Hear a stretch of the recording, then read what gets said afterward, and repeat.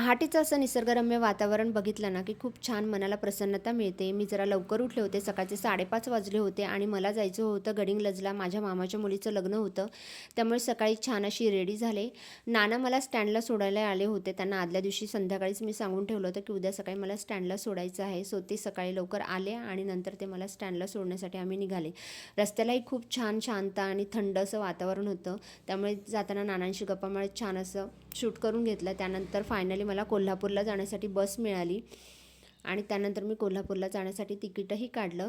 Finally Kolhapur स्टँडला उतरले. कोल्हापूर स्टँडवर उतरल्यानंतर मग मला परत गडिंग्लजला जाण्यासाठी तिकीट काढायचं होतं. सो डायरेक्ट बस होती आणि तिकडे मला अचानक माझे मोठे मामा आणि मामी भेटले आणि जी रांग होती ना डायरेक्ट बसची ती खूप जास्त होती, पण मामा ऑलरेडी रांगेमध्ये उभे होते. त्याच्यामुळे मग मी त्यांना म्हटलं माझंही तिकीट काढा. फायनली त्यांनी माझंही तिकीट काढलं आणि नंतर गडिंग्लजला जाणाऱ्या बसमध्ये आम्ही बसलो.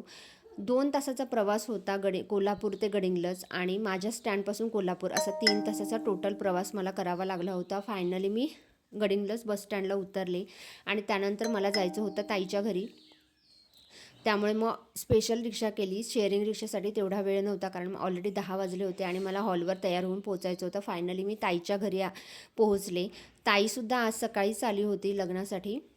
सो ती येऊन मस्त फ्रेश होऊन देवपूजा करत होती. त्यानंतर तिने आमच्यासाठी नाश्ता बनवला आणि नाश्ता वगैरे घेऊन चला तर मग आता आम्ही रेडी होतो हॉलवर जाण्यासाठी.